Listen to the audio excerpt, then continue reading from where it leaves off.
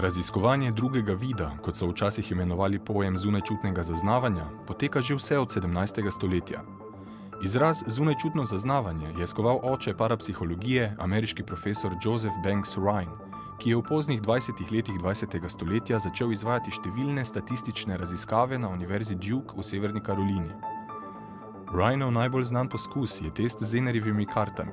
Karte, ki jih je izdelal Rhinov stanovski kolega Karl Zener, so bile podobne običajnim igralnim kartam, le da so imele 5 lahko prepoznavnih simbolov: krog, križ, 3 valovite črte, kvadrat in zvezda. Rhine je testiral študente, da bi ugotovil, ali lahko kdo tolikokrat pravilno ugane simbol na karti, da bi imelo to ugibanje večji pomen od zgolj naključnega. V svojem TV-šovu Šesti čut sem tudi sam naredil podoben psihološki eksperiment z društvom študentov psihologije na Pedagoški fakulteti v Mariboru. No, moj eksperiment ni bil ravno znanstvene narave, bil je prej čarovniški trik, v katerem sem uporabil specialne ESP karte.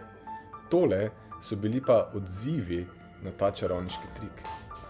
Moje mnenje je pač v tem, da vseeno probam razmišljati bolj realistično in si predstavljam, da je tu zadaj vseeno nek trik in neka nebesedna komunikacija, ampak glede na to, da sem pač sama to doživela, ne vem, pač imela sem res občutek, da mi deluje v moje misli, ne vem.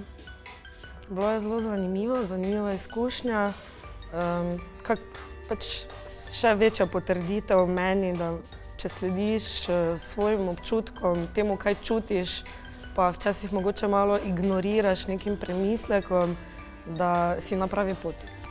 No, jaz mislim, da je bila to res ena nova izkušnja. Nisem še doživela ničesar takega prej v življenju, tudi na študiju psihologije. Seveda se ne ukvarjamo s takšnimi stvarmi, tako da nekaj novega, zanimivega pa paranormalnega. Nisem pričakovala takega izida, zato ker drugače ne verjamem v to parapsihologijo in v šesti čut, ampak me je to čisto presenetilo in bom verjetno začela malo drugače gledati na stvari. Ja, izkušnja se mi je zdela zelo neverjetna, nekaj nenavadnega vsakdanjega. Še vedno premlevam to v mislih, ampak ko bom prišla domov, pa ko bom prišla ven iz te dvorane, bom še verjetno kar razmišljala o tej izkušnji, tako da super je bilo. Te specialne ESP karte imaš lahko sedaj tudi ti. Z njimi bo izgledalo, kakor da res imaš šesti čut.